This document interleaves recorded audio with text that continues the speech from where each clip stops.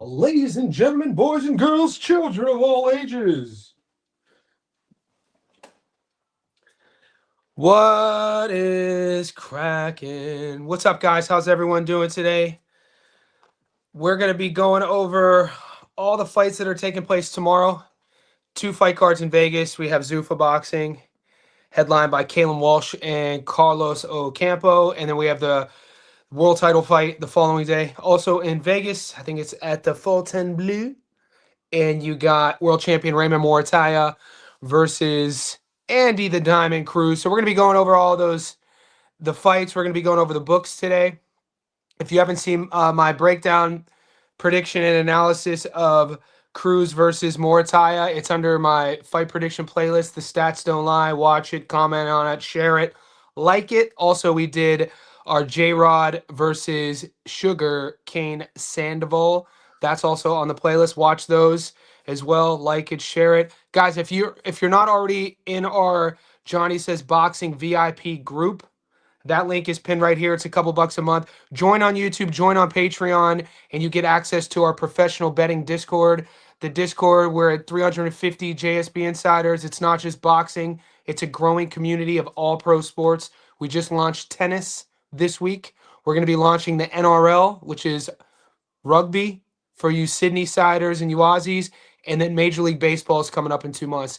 So we cover all things boxing on the YouTube channel. But once you get to the Discord, your whole world will be changing because you'll be joined by a group in a community of really like-minded bettors and keen-eyed sportsmen. So join that.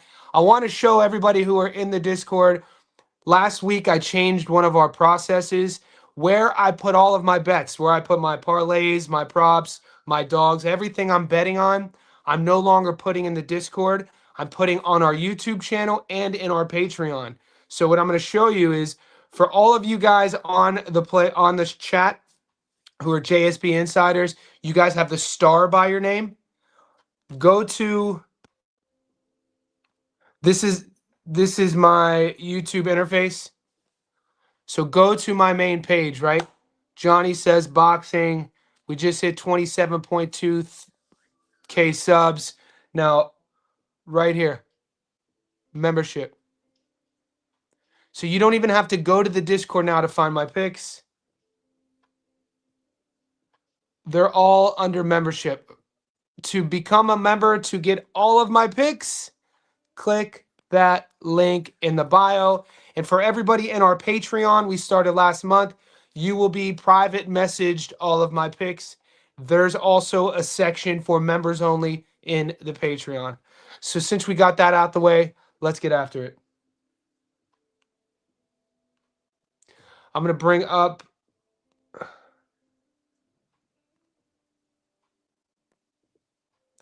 right, so we're going to look at these odds. I'm going to go through the Zuffa Boxing first.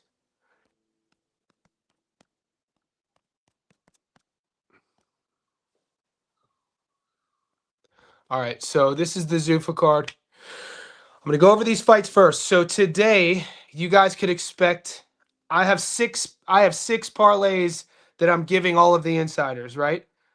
I'm giving you guys my Zuffa parlay. This will be up in the Discord, or this will be in the Patreon. This for the insiders. My Zuffa parlay pays plus 556.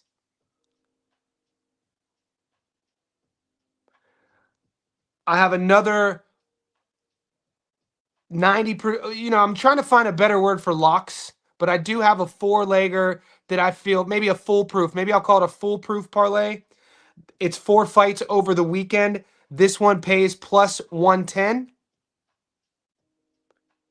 I also have my long parlay, which is the month of January, February, and March. This one pays plus 5,200. Okay, so $100 gets you 5,200. $1,000 gets you 52,000. I'm also posting my long shot parlay for the weekend. It's a 3-legger. It pays plus 7,600. 3-leg long shot parlay. I've been told that some of the boys want me to call this a cycle parlay. So in our Patreon, all the members, you're going to get my cycle parlay. And then I have 2 dogs of the week. You guys should already know my one dog. We actually changed the odds. And then I gave you guys my method of victory prop. I gave you guys that on Monday. So all in all the JSB insiders, you're getting 6 tickets today. You're getting 6 of my bets. You're getting my cycle parlay, my long parlay. You're getting my Zuffa parlay, 2 dogs of the week, method of victory parlay. And I have a foolproof. I'm going to call it a foolproof rather than a lock. Okay. So I'm going to go over this. And this is for you guys. We're going to talk about Zuffa real quick. I'm not going to take any questions until I get through these fights, okay? I'm going to now go over who I think is going to win with 0 detail. I'm going to say pick this guy, pick this guy, pick this guy, and then I'll do that with the matchroom card, and then we can take questions, okay? Just so we can keep this thing rolling. Obviously, after I give you these picks, if you want reasoning, you could ask me. Troy Nash versus Ramos. I have Nash winning. Merriweather versus Correa. I have Merriweather winning. Cardenas versus Harris. I have Cardenas winning. Floyd Diaz levels above Gutierrez. I think these odds are actually right. Floyd Diaz wins that. Omar Trinidad, his class. I was actually 50-50. I was more like 70-30. Almost taking max on this. But after looking at the A side, where Omar is in his career, I give the power advantage to Omar, and I think some of the other boxing skills will cancel each other out. I know some people like Max being live here. I could see that, but I'm taking Trinidad. Julian Rodriguez versus Kane Sandoval. I like J-Rod here. Tito Sanchez. I like Tito. And then this is the big one. I'm going Austin Deanda. Now, that's not saying this is a ticket. And then I like Callum Walsh. So I'm just telling you the nine fighters I'm taking are those 9. Now, that doesn't mean this is a ticket. I don't have this as a 1 ticket, just to let you know, because it's not my betting style. But if you were to pick all 9 of these guys and put them on one card, you're at plus 3,200. Let's continue.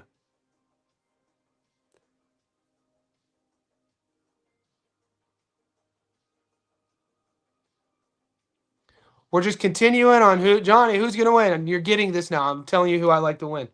Capo, Alvarez, Z, Madrimov. Sometimes the A sides just win, guys. Omari, Co, and Cruz. If you were to now, granted, I'm not doing a 16-leg Zuffa and Matchroom combined parlay, but these are the 16 fighters that I think will win in the Zuffa and the Matchroom card.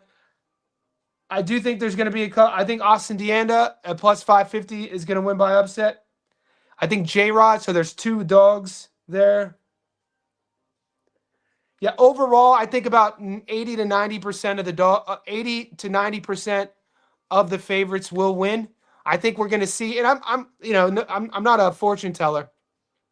Even if I'm wrong, I do feel we're going to see at least 2 to 3 upsets. I think that's going to be fair, especially on the Zuffa card. I think there are a couple really close fights. And that's all the fights this weekend, and I'll start taking your questions. I know a lot of people are kind of shocked at the Austin Deanda fight, but I'm tailing one of my boys. We got some info on this. I think plus 550, mate. I love this pick. This is my underdog of the week. Plus 550. Look, like I said, I always say this, guys. It's easy to pick 4 110s and give you a parlay at 150 with 50% return and call myself fucking the best in the world. This isn't what we're doing here. We're using our eye. We're using our knowledge of the game. I think Deanda is live, man. Where he comes from, I like his youthfulness. I like his activity. I like his age. I like his camp. I like all of it. I'm not sold on El Chino. I don't like his inactivity. I don't like his age. I don't like his neither guy. And we could break this down ad nauseum. If you're a dog hunter, if you're one of these sharp bettors, if you're a guy who looks at a fight card and you're like, which underdogs could win or which underdogs are worth risking a unit over, 100% Deonda is worth risking a unit over. 100% J-Rod is worth risking a unit over. Even though I'm taking Omar Trinidad, Max Ornelas is worth risking a unit over at plus 225. I'm just not taking Max. I'm taking Omar based off of what I've seen on the tape. All that aside, we are 12 minutes in this shindig, which we call a live stream. I want to say thank you to the guys tuning in. We're floating between 30 and 50 people in our first 12 minutes. Could you please like this stream, subscribe, join our Discord? The Discord is the community. To get my picks, you have to become a JSB insider, whether on YouTube or Patreon.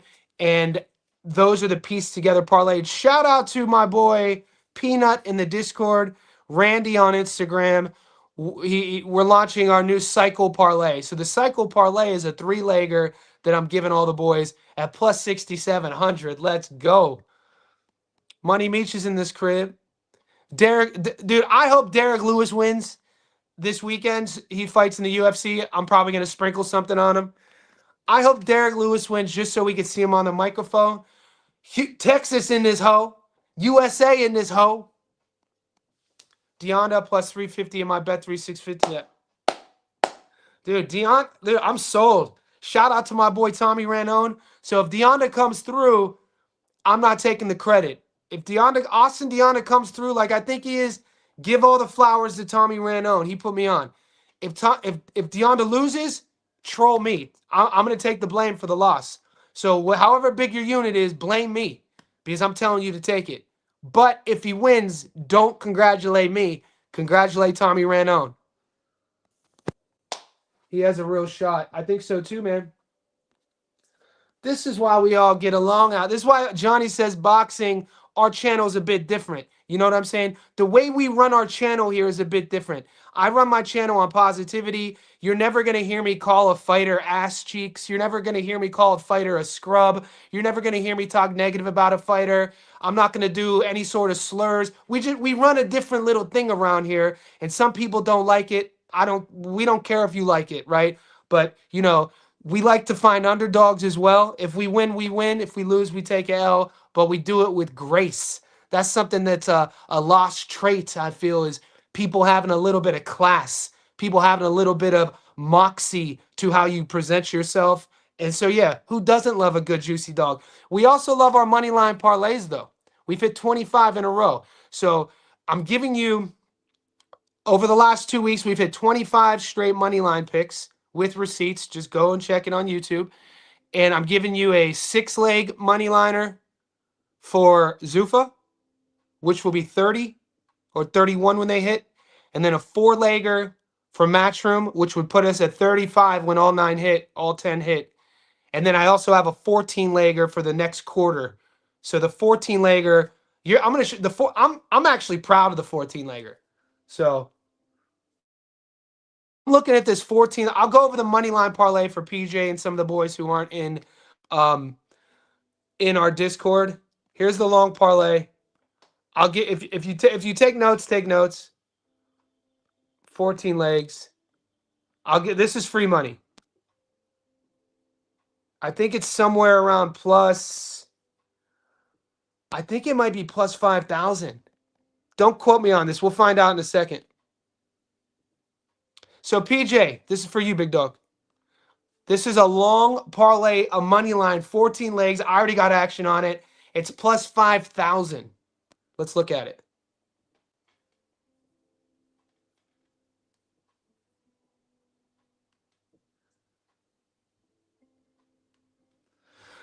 All right.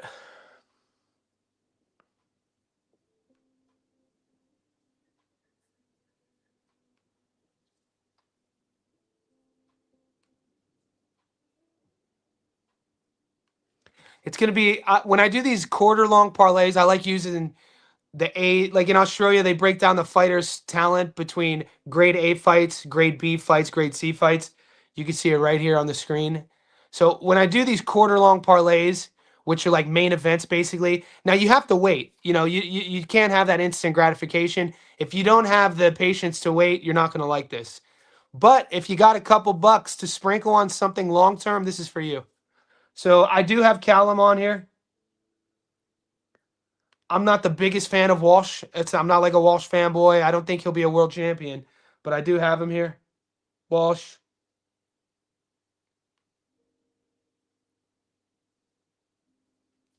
Andy. So that's 2. So you do have 2 fights to look forward to that are happening this week. I rate Adam Azim. I do. I think Adam Azim. Now I think Adam Azim has the goods to fight for world titles. So I'm putting him here. So that's 3.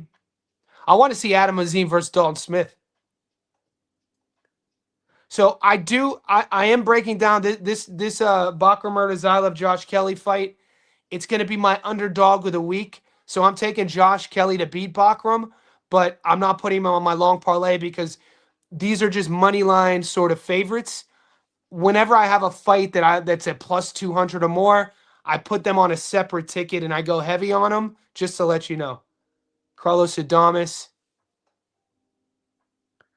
I think Carlos Adames is easy money against my boy Ammo. That puts us at 1, 2. So we're at 1, 2, 3, 4. We're building here. Keyshawn versus Jermaine. I got Key.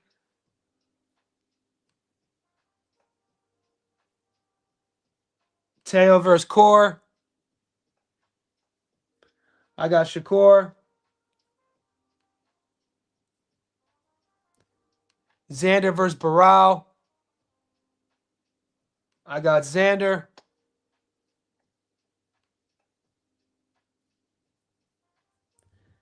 Nick Ball versus Figueroa. Even though I never bet on anybody, Brandon or Omar Figueroa, I'm going to take Nick Ball.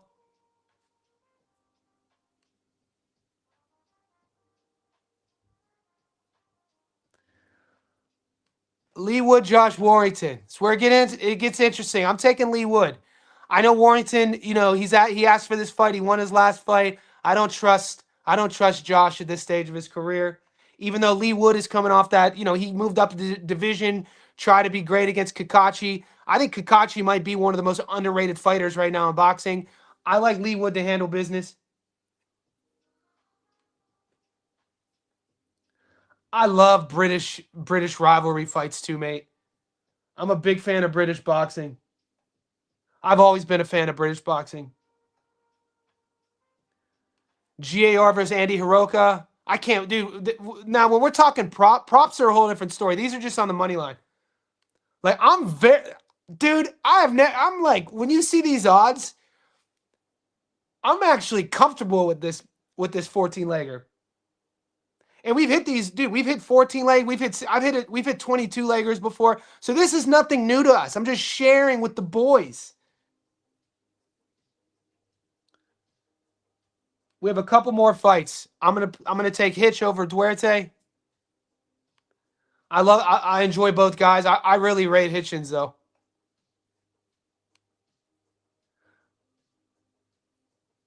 I'm a big fan of guys who do the little things really well. You guys know that the longer you're on my channel. Somebody has a great jab with world-class speed. We're looking at a world champion. That's crazy to say.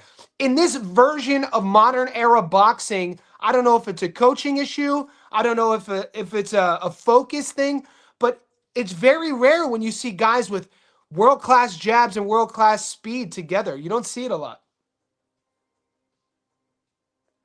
Barrios versus Garcia. Huh.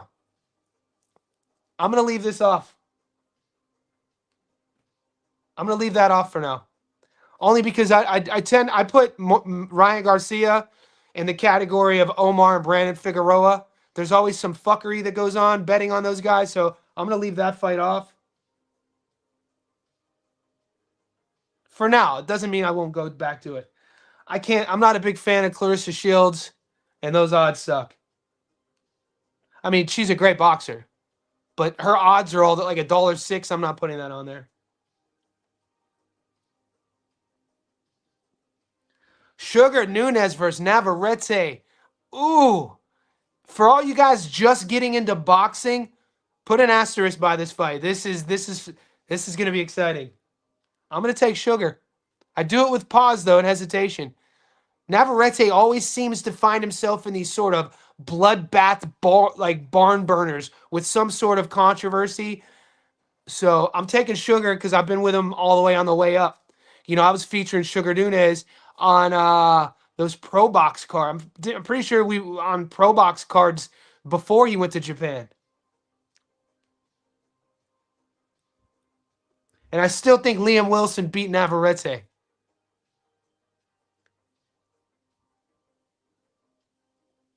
This is another fun fight, mate. You guys don't know. I love me some British boxing. Jazza, who's coming off a career. Both of these guys are having these sort of like Renaissance Indian summers in their careers. Jazza Dickens, a couple months ago, went to Turkey, a plus 500 dog against Albert Gaziev, and put belt to ass and told everybody that at this stage of the career, I'm still good. And Anthony Kakache, same thing. He chose to take the bag. He chose to give his belt up. That's why Sugar Nunez got it. And he chose to fight Lee Wood. And Kakachi told everybody too, without the belt, he's still good. This fight is a fun-ass fight. I got Kakachi. I'm a big fan of Kakachi. People sleep on him.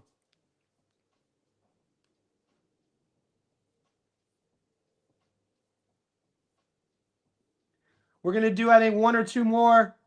This is our last one. So the last leg takes us to May. Will you guys be able to wait? We'll see. Benny at $1.38 is a goddamn steal, dude. 38% to beat Zerto. Absolute steal. So this is it. 14 legs.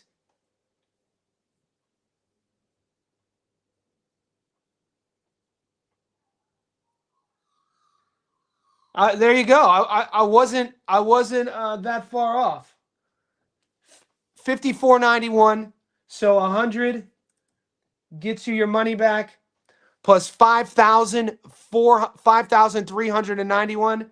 If you got $1,000 to lay around, 1,000 gets you 53,914. For me, nothing's going to change. These are my picks, my quarterly long parlay. If you want to tail it, you could tail it. I've never told you to listen to me. I'm only telling you what I know. I'm taking that. Also, a good thing about my long parlays, guys, if you do just money line and a fight gets canceled, or at least on my book, and a fight gets voided, your parlay is still live. It only starts to get tricky when you put method of victory on a long parlay. That's when if somebody pulls out, I'm pretty sure the whole ticket gets voided. That's never happened to me. We're going to move on now. We're going to talk about what we have in front of us with our other parlays tomorrow and the next day. I wanted to get that for PJ. I wanted to do that long parlay so some of the boys who aren't in the Discord, who just support me on YouTube, they can't say, you don't give us any picks, boys. I give you everything. Lee Wood, now we're getting into... you're leaning Navarrete. You like Adames by knockout. Look, it's too early for me to start getting into the sort of inner workings of how the fight will end.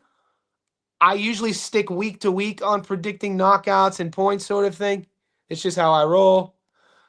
What's up, Meles Constabord? How much Andy Cruz went in by knockout 6-12? Let's see what that pays.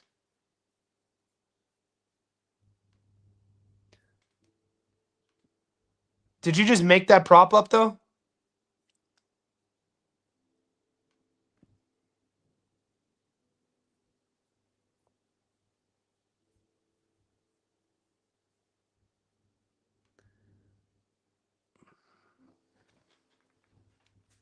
I'm coming. I'm coming. So Cruz, I mean, look at this, boys. Cruz by knockout is already at plus 375. Why get greedy with it? You know what I'm saying? So if you like Andy by knockout, I don't. I think Muratalla is going to be skilled enough and seasoned enough for to go the distance. But if you like Andy by knockout, I mean plus 375 is already juicy. Andy Cruz 6-12.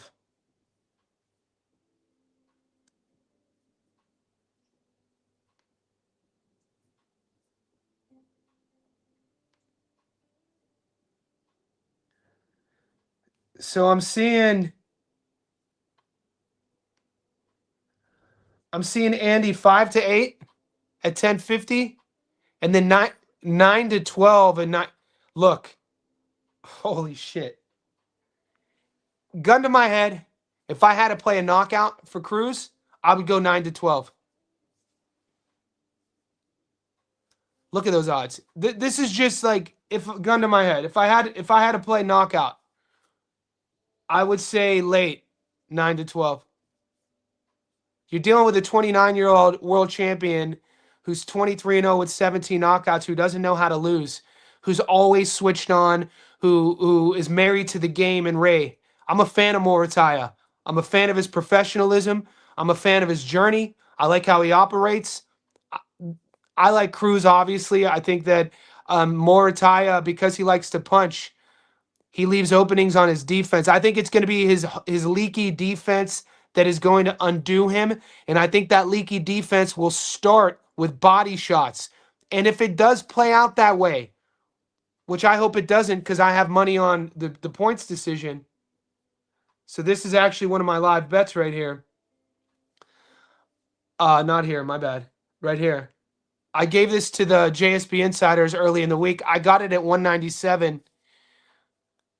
But back to the narrative for you. If I were to see Andy sitting on his shots, he's super sharp. Mortai's defense could be a bit leaky, especially when he throws his right hand. He switches stances a lot, which leaves openings, which I don't like about Muratalla. I like Muratalla at orthodox. I like his right hand. I don't like the way he drops his lead hand when he commits to his right hand. And I think when he commits to his right hand, his lack of speed against Andy will be able to time that and work the body, maybe find a liver shot. And if that happens, we know about body punching. Body punching is an accumulative thing that, starts with early investment. If I were to play a stoppage, I would say late. Mike Ross, I'm adding Merriweather my parlays, book Saturday. Yeah, I talked about that early in the stream. Guys, if you're just joining the stream, I talked about all of the fights already on Zuffa, but Mike, I agree with you. Guys, we're 30 minutes in. We're floating between 30 and 50 on the live, which is awesome. If there's one of you guys who listens to me, I appreciate you. So I've never got into this because of numbers, because I don't give a shit about my subs. I don't give a shit about who watches. I care about boxing and I care about the education aspect. The whole getting rich thing, I never use. We're all going to die one day. That's just my own personal ethics, how I live as a man. I don't care about objects and stuff like that. I care about helping people, teaching people, educating people. And if I get to do that around boxing, let's go. So that's what we're doing. But Mike, I did talk about Merriweather. I agree with you. And make sure you like this video on the way in. What's up? Little showtime. GAR minus 27, man. They do. Well, Hiroka should be respected. He got a good record. He has that Japanese record. You know what I'm saying? He got that nice Japanese record. He got a little swag. I like Andy. Andy's a puncher. He's aggressive. I think he's too brave for his boots. And I think GAR is going to take it home. Mate, I can't say enough good things about the Russell family, a boxing family. Come on, man. Ammo is easy to hit, and Adamas is a power puncher. Ammo is really easy to hit.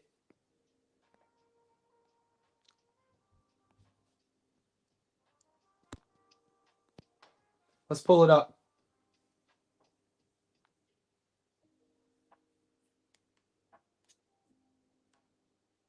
Yo. So he's talking about El Chino versus, he's a big favorite here. Yeah, he's a big favorite here. And look, I talk about it all the time. I don't give a shit if you guys torch me. But one of the things that, you should look for in somebody that you listen to about betting is value. Value is the word of 2026 for me. Value in my personal relationships, value with my intimate relationships, value with me as a son, value with me as a friend, as a brother, and value giving to you guys who listen to me. Yeah, I like hitting 25 picks in a row, big favorites, but there are upsets that occur. So if I go after a dog who's plus 550 and I lose, that's on me. I don't care if you guys get, like, you guys should have the reason, like, it's the internet. If you guys want to troll me, troll me. That's your choice. I think it says more about you than it says about the person you're trolling. But I think Austin is live here. I think we're going to see 2 or 3 upsets this weekend, Zuffa and Matchroom, based on odds. I love Deonda's odds here, plus 550. Taking El Chino at $1.14. I talked about this ad nauseum, the reasoning why. If you're looking for a value play and you got $100 just lying around, 100 on Austin, man, I'm playing it. That's a play I'm playing. I got him. You guys know that. Let's see what Julius is saying though. He likes him decision and no distance on KJ. All right, let's see what that 2-legger pays. So El Chino on points is $1.67. So you take El Chino on points at $1.67, which the books are saying that should happen. And then we got no distance for Kane and J-Rod, which I do like.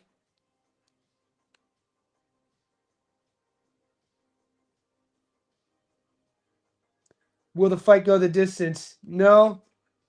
And now we're talking at a nice little, I feel like this is a classic Julius Alabama 2-legger.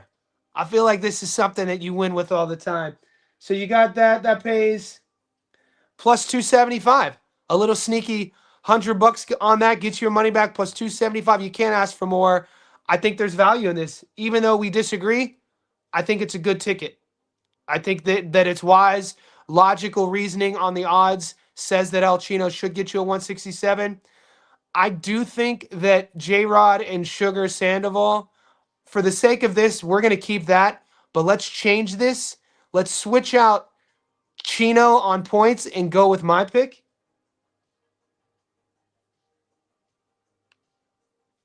And see what the odds says. So let's come to an agreement on Sugarcane and J-Rod finishing inside the distance, but then switch out your pick for my pick and put Austin on the money line. And now what does that ticket say? Plus 13, over 1,300. So 100 now gets you over 1,000. And that's why we play value. We play numbers. Now, if you're in a hole, what is your bankroll? How are you gambling?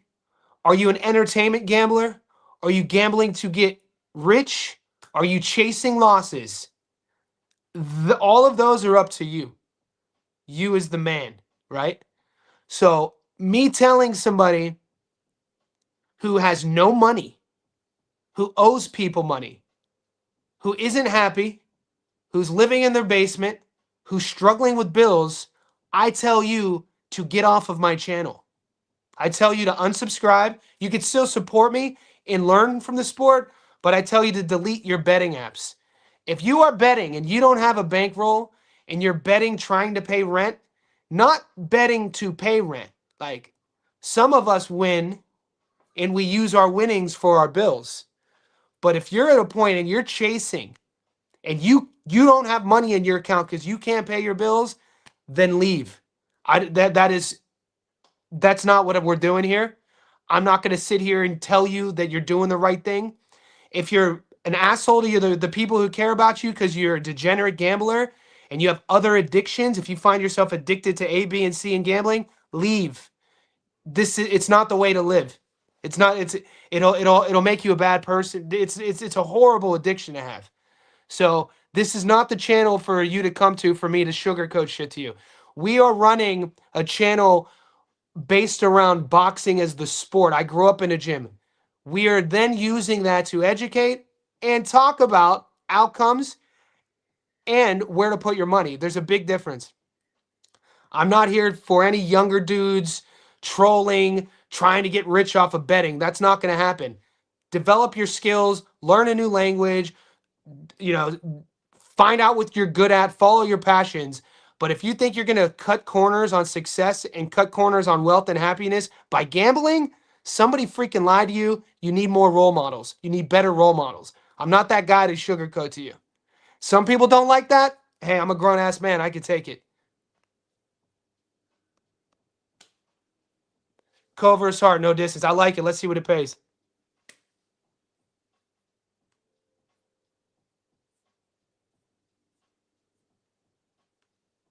See, we're on our grown man around here. We're out here. We're not throwing stuff against the wall. I'm not promising you anything. No distance. So you like it. So I like how you're hedging on. You didn't say Khalil Co knockout. You said Co Hart no distance. All right, Julius. But look at that. 50-50 either way. My issue is with both guys fading. It's only a 10 rounder. I think sometimes, Hart's never been stopped. Here's my issue, and it's $1.88 either way. To push back on that, Julius, you got to ask yourself, after the first few exchanges, if Jesse Hart is getting touched up a bit, he knows how to survive. This is a real veteran. He's also really tough. So sometimes, a veteran will know, just make it to the final bell. We know about the shit talk. We know that they've been back and forth on social media. The last thing Jesse is going to want to do is go in there and let Khalil Co be the first guy to stop him. I think he could live with a loss. One of my buddies, like Tommy, Tommy, I think he retired with a record of 24-8. But when people talk about Tommy Randone, outside of the circle, the first thing they say about Tommy is Tommy was a tough New Jersey, New Yorker pro who never been stopped. So there is a credibility and a hierarchy of boxing, if you guys weren't aware, and fighters will take that into the ring with them. So you have obviously the greatest of all times, that list. You have Hall of Famers, that list. You have world champions, that list. Then you have multiple division world champions. Then you have guys who, were contenders. And then you start getting into the guys who had a few losses. And then you start getting into gatekeepers, journeymen. One of those things that people talk about that, well, this guy never been stopped. And you retire with that. You're not paying for drinks at the bar. You know what I'm saying? It's a thing. If you grow up around boxing, you grow up around in gyms, you know that. And we get a lot of pro boxers on my channel. We have a lot of coaches. We have a lot of amateurs. Shit. I coach 2 amateur boxers from my channel that met me this way. I do their strength and conditioning. My point is, our community is more of a professional community with that. So you're not going to see a lot of trolling in the comment section about hating on fighters. Real fighters know that it's a real part of the narrative. It's like, this guy's never been stopped. He didn't have a perfect record. I'm talking like around the bar having drinks and shit. He had 40 pro fights, had 8 losses, but, no one stopped him. Jesse Hart knows that. Jesse Hart's 36. He's at that stage of his career. So you got to ask yourself, is Jesse going in there to beat him? Which I think he will initially. And then is Khalil Co good enough to domesticate a guy like Jesse? Because then that's the conversation we have to talk about when we're picking, will the fight end in stoppage or not? And I don't have those answers. I'm picking Khalil Co to win. The reason why it's even money on the points and a stoppage is because of this exact thing. So it's literally a coin flip. Julius, take that pick. If it gets, if you hit, you're a wizard. Like, we already know you're a wizard, though. I'm speaking sort of like facetiously now. But if it doesn't hit, it's, it's a 50-50 coin flip. At least it's a 50-50 coin flip. At least it's not 25-7, 70-30, 75-25. It's literally 188 both sides. Will the fight end? So I think it's a smart bet. I said all of that to say that. Hart was on Team USA in a former world title challenger. He's 36, 80% not. No, yeah, of course. Guys, let me know where you're tapping in from. Let me know if you have any questions about the fights going down tomorrow. any questions about the fights going down the following day. We got Zuffa Boxing. No one's asked about Dana White. That could be a good or a bad thing. No one's asked about the co-main. Oh, we're talking about the co-main now on Matchroom. Anybody take a Muratalla other than Julius? If not, I'll take some of these questions here from Consabor, middle of the fight. I want to know the odds of Xander. Those aren't out yet. So, method of victory odds, props will usually drop fight week, just to let you know. Austin Deanna is a club fighter. Yeah, but I mean, how much rep? So here's my defense on that. Deanna's 22 years old. Call him what you will. He's 17-0. He's been brought up since he was a young kid living in the gym with Scott Sigmund. Sigmund was a solid pro, very good promoter, very good manager. At one time, Sigmund fought Kelly Pavlik. Focus matters at this stage of the game, especially with this level of a fight. Since 2020, El Chino's fought 4 or 5 times. He's 31 years old. From what I've heard, he's a 1 foot in, 1 foot out guy. He has a job. You know what I mean? When you're thinking about dedication, devotion, why is he really fighting? He was a Mexican Olympian, but I mean, how much emphasis, and this is a chat that needs to be spoken about. You have to answer this. I'm not giving you, how much emphasis do you give Dominican Republic Olympians? How much emphasis do you give Mexican Olympians? How much emphasis do you give Cuban Olympians? How much emphasis do you give American Olympians? So on and so forth. So being an Olympian a decade ago when you were 21 years old, being on the Mexico Olympic team, and now you're 31 years old, and you've only had 4 or 5 fights since 2020, I think he's there for the taking. He was never a world level guy. Not a world, neither, and I said this, neither guy is going to be a world champion. El Chino's not going to be a world champion. Who knows? Austin Deanda, the last thing I ever want to do is short a 22-year-old and say that about him. Who knows? That kid, he's always in shape. He's getting better with each fight. I think he's going to be, I think he's live. Dude, all of that at plus 550, huh? So that's my reasoning, and it's a plus 550 for a reason. He's a big dog for a reason. He's fought on Top Rank, coming off that light. You know, he had to come back from the dead. I'm gonna quote Tom. I'm gonna quote Paulie. He has balls, so we know that he could come from behind, and he got a talking to, a shellacking in the corner in a fight that he was down, and he won all the late rounds. I mean, I think if there is a dog at plus 550 to gamble on, I think it's Austin Deanda.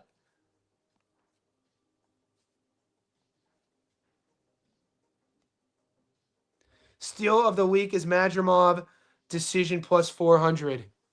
Let's check it out, big homie.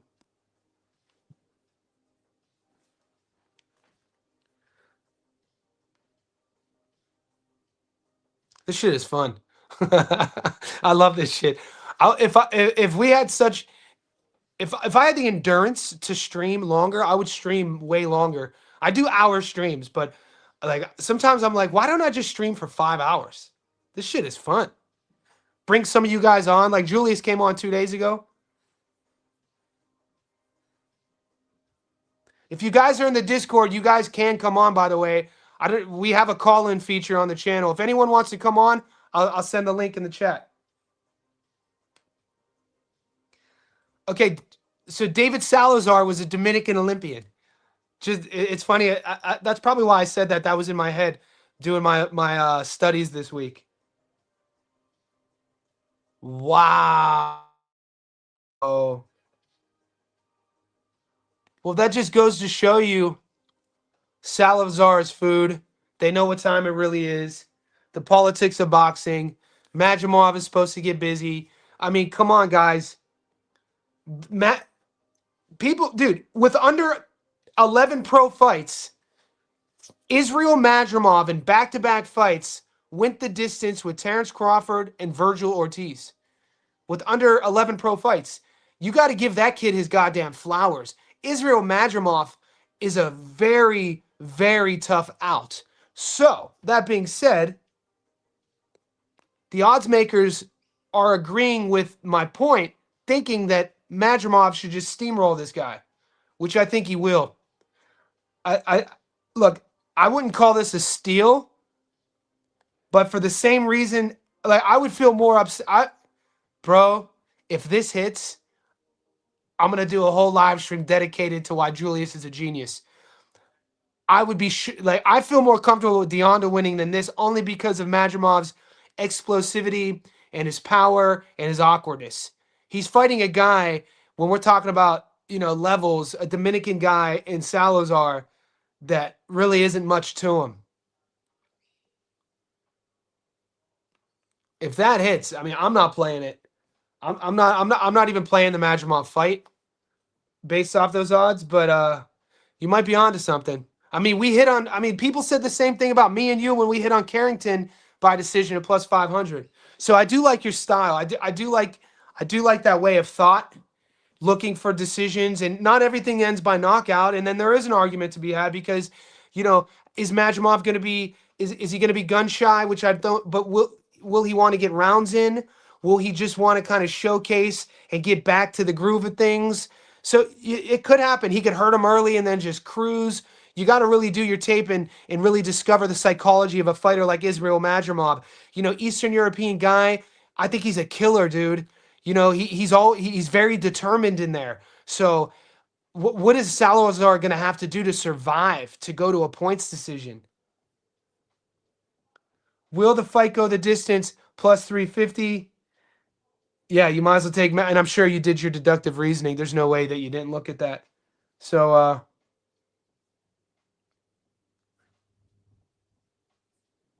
yeah, that knockout prop isn't. If I were to play it, I'd play Mads on knockout. It's just not. Those odds suck to play a prop for me. But obviously, on the other hand, plus 430 is great odds. So good luck on that. I'm not playing that. I hope you win, 100%. I hope to God you win. I hope I see that ticket in our Discord. I hope you say, Johnny, you should have tailed me, and you're a beast. Shout out to Julius with the read. Dana White is the worst face for Zoof. We all have our opinions. Pacino. Julius Bama Bride did some more film study on Muratalla. I think I see what you see. Upseller. Yeah, Pacino. Julius is a beast. Julius is a beast. Pacino. And this is another shout out to our chat, is that we could, I'm sure on YouTube there's channels where people would hesitate to comment a disagreement because you got to worry about, if you don't know shit. Like we're not that channel. We could come to we don't have to agree. And Julius made a great point 2 days ago when he was on the live. And then I defended my position with Andy. And I do like this pick. You're taking an undefeated world champion at plus, what is he now? Plus 200? In 2026, what did I say? Value. My goal on this is to find value every single live stream, every single fight card. What value is there giving you a minus 2,000? You know what I mean? It might be good for it's not even good for our ego. So when we're talking value play, an undefeated world champion going up against a guy who's never, under 10 pro fights. Yeah, look at this.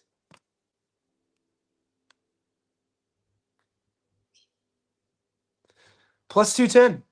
It's a value play. It's a value play, and there's a path to victory.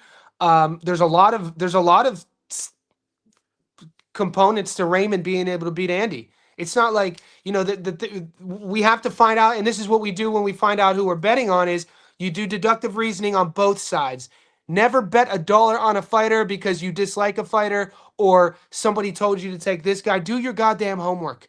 Whether you're betting $1 or 1,000, what I would do is, if you're putting 1,000 on a fighter, bet, and you know what fighter you're betting on, research the guy that you think is going to lose equally as aggressive as the other guy. Research that guy that you think is going to lose as if you're picking him to win. Because this is what I do. You need to find flaws in both guys. You need to find in my notes, I do a pros and cons list of both fighters, right? I'll do pros and cons. And if you ever, and this is why, if you guys ever watch my Stats Don't Lie videos, I don't read off a script. You'll never see me doing my predictions going like, all right, strengths, cons, style, and then no. I already know. I've researched it by the time you see my Stats Don't Lie video, boy, I know everything about these fighters, and I know my narrative, and I know what I'm sold on. So back to Muratalla. My issue with him, and if you heard me, and you could call what Julius and I did was a friendly debate. Julius took Muratalla, and Julius proved good points, and this is why Pacino, I agree with you. He proved good points. I think Andy is on upset alert, only because of the odds. I think it's a 50-50 fight. I struggle with Moratalla's defense. That's it. I think it's going to be his undoing. I think that his offense is way better than I gave him credit for. I kind of did my Stats Don't Lie video a disservice by not mentioning this point. And Moratalla's offense is way more dynamic than I thought. And I'm not perfect in these breakdowns. I'll do hours and hours and then I film them, but I don't just throw the fight away. I'll continue to research because I do lives every day with you guys. So it's impossible to bring up everything. So Muratalla has a very dynamic offense, meaning that, what does that mean? He has multiple entrances, and I'm going to use a very limited entrance example so you guys know what I mean. Charles Conwell. Just watch Conwell. He has one entrance. He tells the whole world what he wants to do, entering the pocket, both shoulders, and he wants to land his backhand. Very basic setups, right? Muratalla, this guy, he's foot feinting. He's jabbing. He'll parry with you. He'll go high guard, not quite winky right high guard, but he'll stay there. He'll switch stances. He'll throw a lead hook off of the southpaw from the pocket, not even throwing a jab because he's a natural orthodox fighter. So his strong side is his backhand. When he switches to southpaw, he'll use that lead hand as a power shot. So all that I love. And he'll punch with you. And what I don't like, and he has power, 23-0, 17 knockouts. And his power is sort of like a mix of, not many guys have Deontay Wilder one-punch knockout power. Not with the padding in the gloves and the durability of fighters and something that doesn't get spoken about enough. Usually the only punch that'll knock a guy out is a punch they didn't see. My coach always used to tell me that. I tell that to my clients. I was watching, I forget who it was. It was another fight. He was another OG coach, and he actually said that. I was like, it was one of the first times that I heard a guy actually say it verbatim. So it's not like you stand there, you see the punch coming, the dude's a big punch, you get knocked out. It's when a guy hid or set it up or got your timing and range down or out-angled you when you don't see the punch coming, right? Muratalla, there's certain the offensive dynamics that he brings to the table. Sometimes he leaves himself open when he's going through his bag to be countered. That's something Andy does really well. And I did a slow motion breakdown of this on my live stream on Monday. He loves from the orthodox position his backhand. When he throws it, mate, I love it. He commits to it. But when he commits to it, he rather than committing to it here. So I wish I had more thing to stand. Let me show you something. So okay, this is my front knee, right? When we're throwing that punch, a good coach will always tell you, no matter what punch you're going to throw,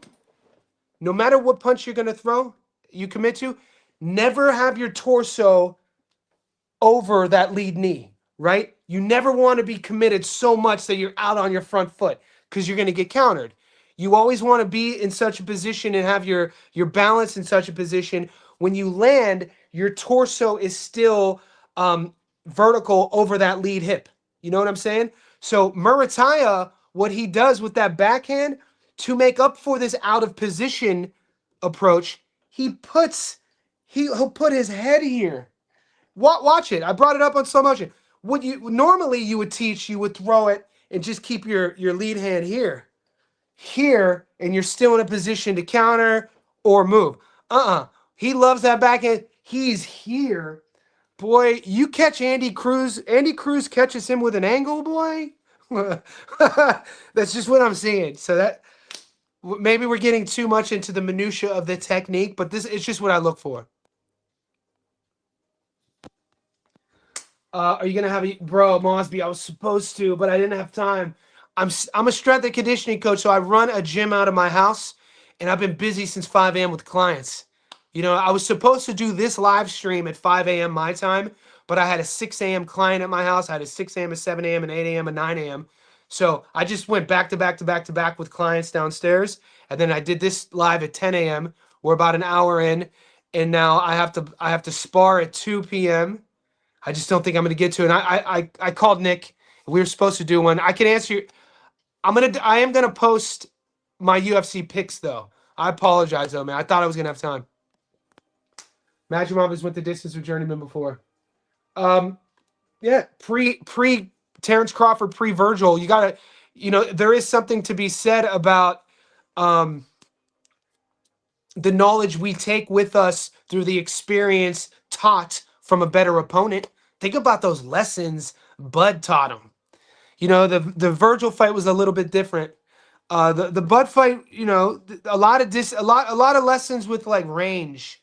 The thing that Israel is a little bit sort of like on is, he crashes into range a lot, and then his economy of energy, he'd be what you would say the opposite of efficiency with his energy expenditure, and sometimes and his tells. Oh God, you could literally Israel Majimov with that, he tells the whole world what he's about to do. And that's kind of like a downfall if you bring that sort of karate style into the ring.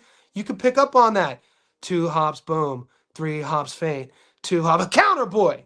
And Virgil didn't play any of those games. Virgil watched tape, saw that against Bud, and just stayed in that wheelhouse. Just controlled him at his range. And that's boxing. That's a beautiful part about boxing.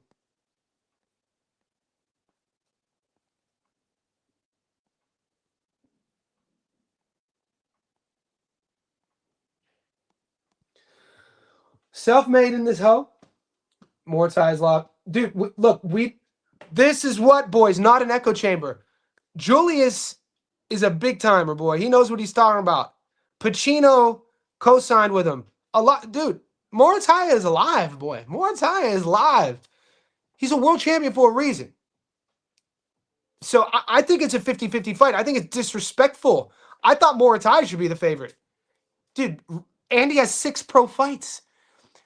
Go to 2 days ago to the live stream I did with Julius. We talked about this pattern, guys, over the last 12 months. And we're going to be talking about this over and over because it's becoming more than a pattern. This is now what we're seeing.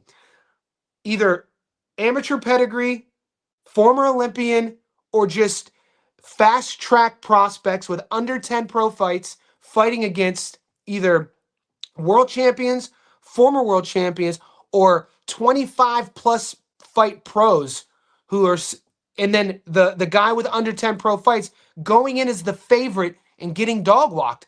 Just in the last 12 months, we've seen this. We need to write a list. I need to pin that list on my chat every single day. Frankie Rodriguez, Galal Yafai, Albert Badagaziev, Jazza Dickens, Sofia Umaha versus Fonseca. That's 3 right there. We had David Morrell against Benavidez. That's 4 right there. I think that was a 50-50 fight, though. The first 3, the veterans were the dogs by like plus 300. That's just 4 right off the top. And there's more. Yenis Tellez just happened 2 months ago. And I'm not going to be a guy they got fraud checked. No, there's no such thing as fraud. That's such a casual, dude, call Yenis Tellez a fraud to his face. See what time it really is. That's my life logic. You got to live your life by life logic. You're a troll talking, even though you don't have online logic, you got to ask yourself, would I say this to this dude's face? No, you'd respect this guy. He would respect you. The nicest guys you will ever meet in the world are fighters, for the most part. Pat McCormick, Kona Walker.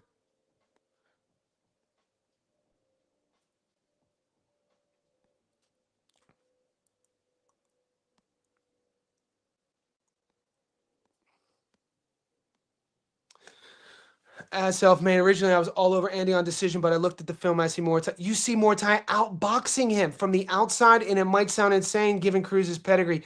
Okay, so okay, we have to. How do we handle this? So if he's going to outbox Andy, he's going to have to control range. He's also going to have to handle Andy's speed. Speed and power are two of boxing's greatest neutralizers. Wow. See, if anything, I was going to say Muratalla is going to have to swarm him. Seeing Muratalla outbox Andy from the outside, I don't know if he's going to have the feet to do that. I don't know if he's going to have the feet to do that. I don't know if he's going to have the speed to do that.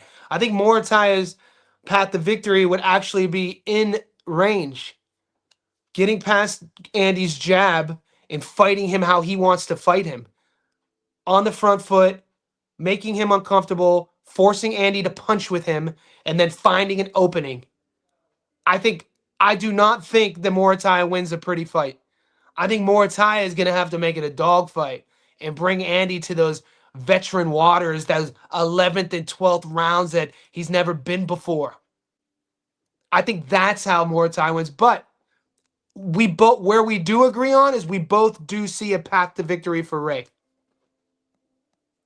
MMA boxing guys, my guy. Salute. Excited for the fights. Yes, UFC 324, big fights. I have a UFC ticket. If I don't get into it today, I will share it I will share it for the Patreon boys, and I will share it for the JSP insiders. I do have a UFC ticket, and I'm getting back to doing UFC tickets every week.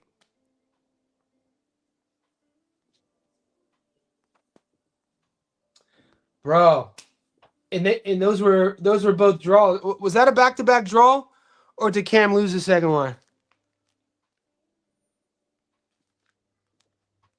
Damn, Cam Vong, dude, is his cardio, his endurance. It just makes no sense to me that he wasn't able to navigate that style that he had just seen. He wasn't able to make adjustments. He wasn't able to use the ring. No, that was the Gavin Gwynn was a majority draw. He won the first one in a controversial decision and then the draw, but you could easily say Gavin beat him both times. What's up, King? Muay doesn't do anything great. There isn't one thing that, yeah, but at the same time, that's why I like him. I mean, not to win. I like fighters who have a sort of, if anything, you know what I think he does do great is if you had to, I talked about it earlier, his offensive options that he creates for himself. He punches with both hands. He'll work the body. He'll swarm you. He loves his backhand, but he switches stances. From the southpaw position, he throws a lead hook. So his versatility might be his biggest strength.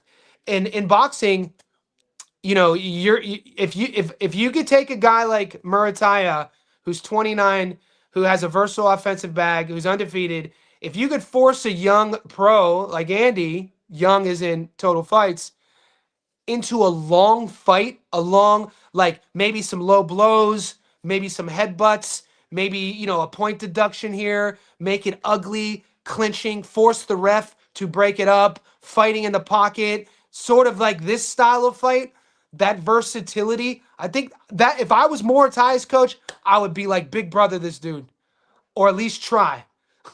Or at least try. That would be like make Andy uncomfortable. If you let Andy fight at his range, Andy could pot shot you, and then he could just cruise his ass to a victory. That's the beauty of speed and timing in boxing.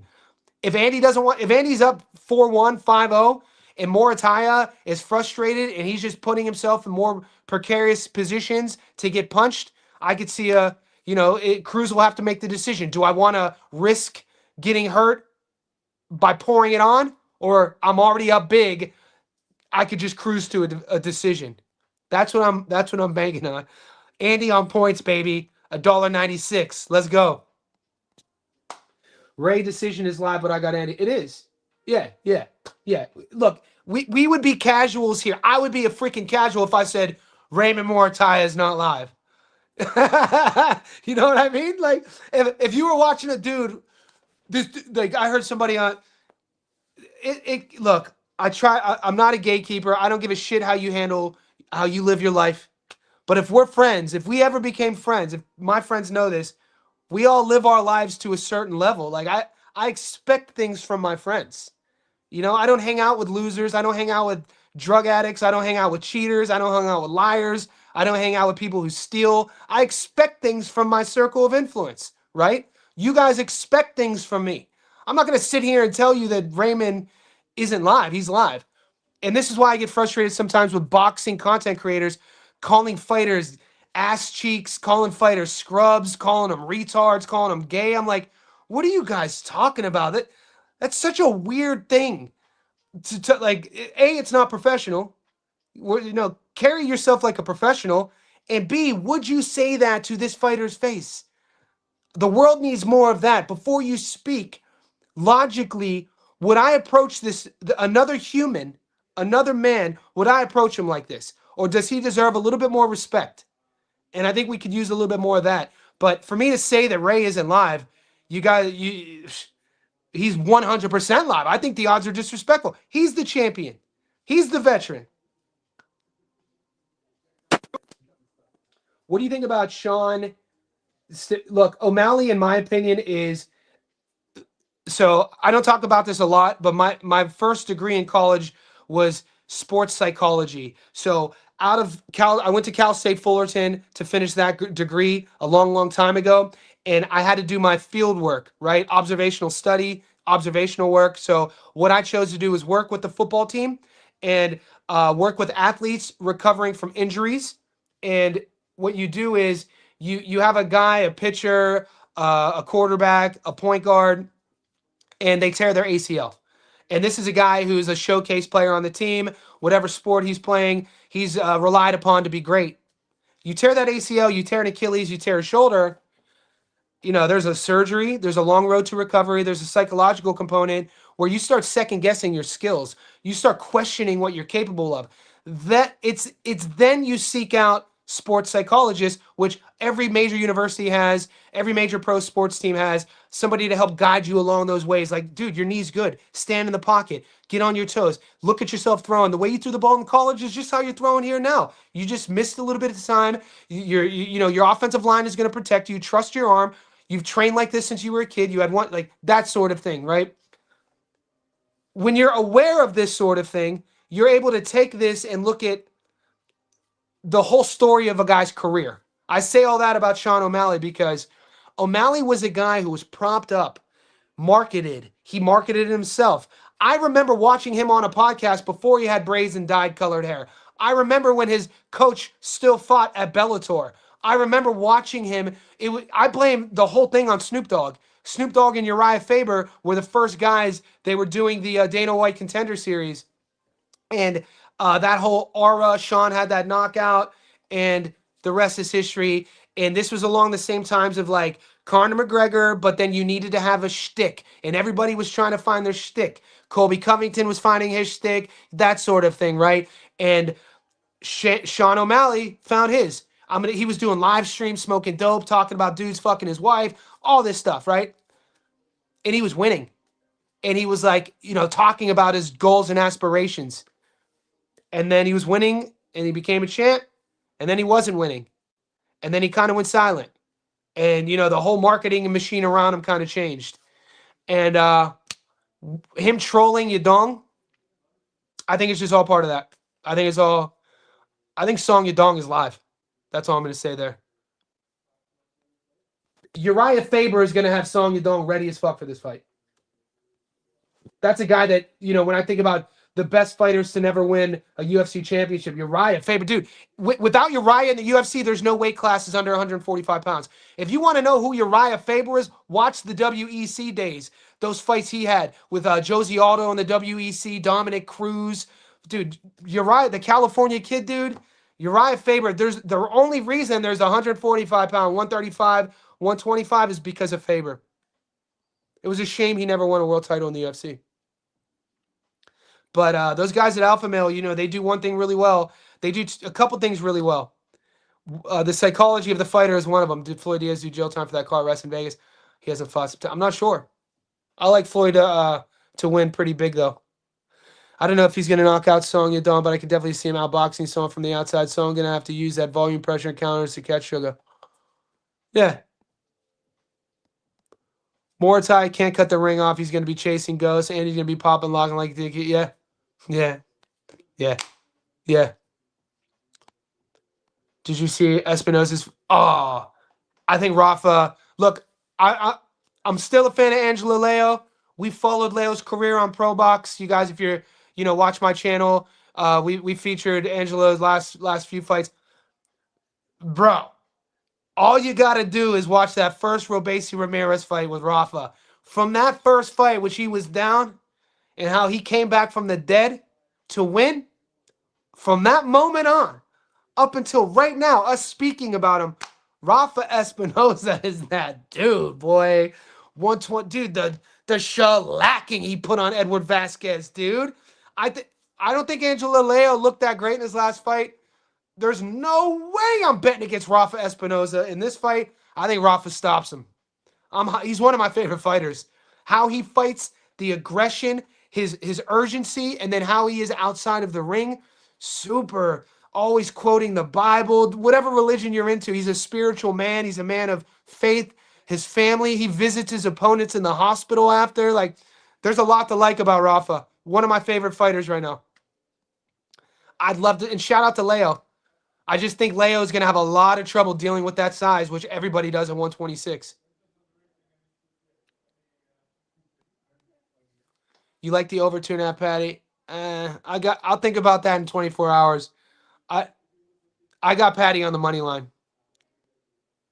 Look, King, man, it's not my game. Getting sexy with the over and unders on UFC fights, it's not really my game. I like Patty on the money line though. I'm a big Pat. I was covering Patty the Batty when he had a shaved head and he was 18 fighting at Cage Warriors after a loss. So I told people about Patty. Before YouTube demonetized me the first time, all my videos were MMA.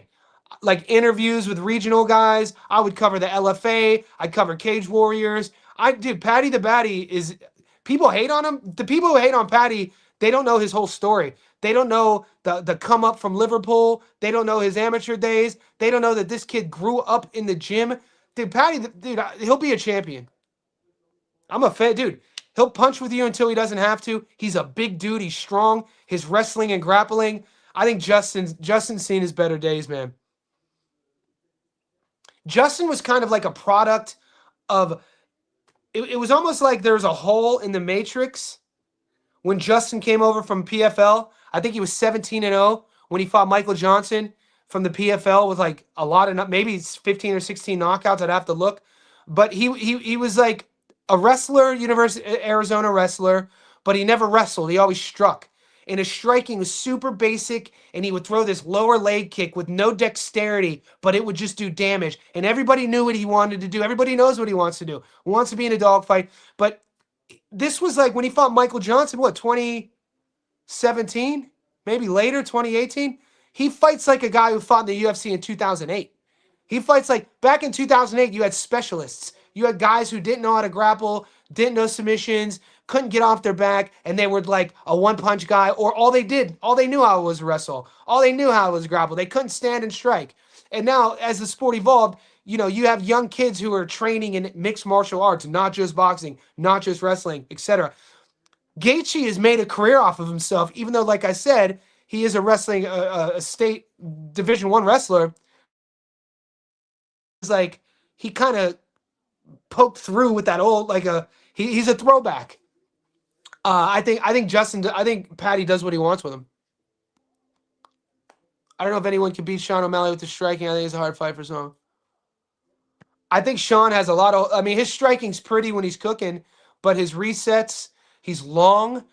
Song's going to have his timing down. I can see Song, what Song's going to have to do is try to act like he's going to stand with him, slip something or feint, and then catch Sean on a kick or catch Sean on a slip, and then get both hips. It's a lot easier said than done. Favorite ones broke both hands. Dude, the Mike Brown's fight were amazing.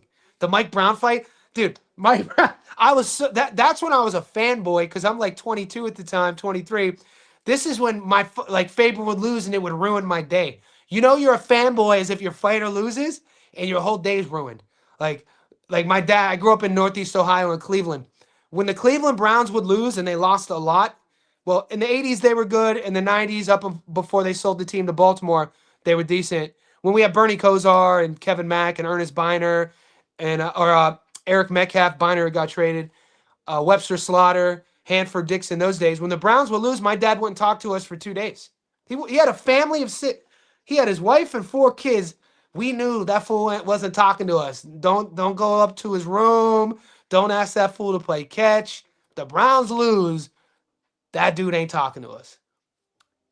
If you get like that about fighting, you're a casual. That's it.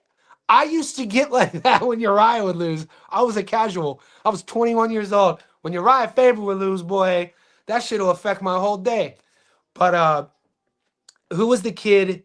Who was the? Oh, did you ever see who's Uncle Ian McCall? People, that's another guy people forget. Boy, Ian McCall was a motherfucker, dude. Uncle Creepy was good everywhere. Had that little mustache here, boy. Huntington Beach. You'd hear stories of McCall going out because I was living in Long Beach at the time, right on the border of Orange County. Ian McCall would go out and clear a whole bar out in a street fight. 5'6", 5'7", $140. Fucking dog, dude. Ian McCall was the man. WEC was off the meat rack, dude. Patty, that shit knows how it is. You gotta be like, shh. So a drill that I'll show you a drill that you should do.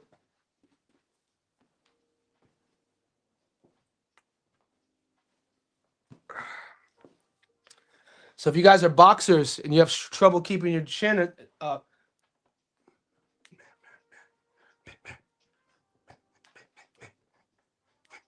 this is a bit big because it's a massage ball, but a tennis ball, a baseball.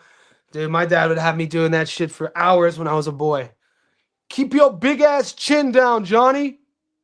Johnny, keep your chin down. Scousers, we don't get knocked out.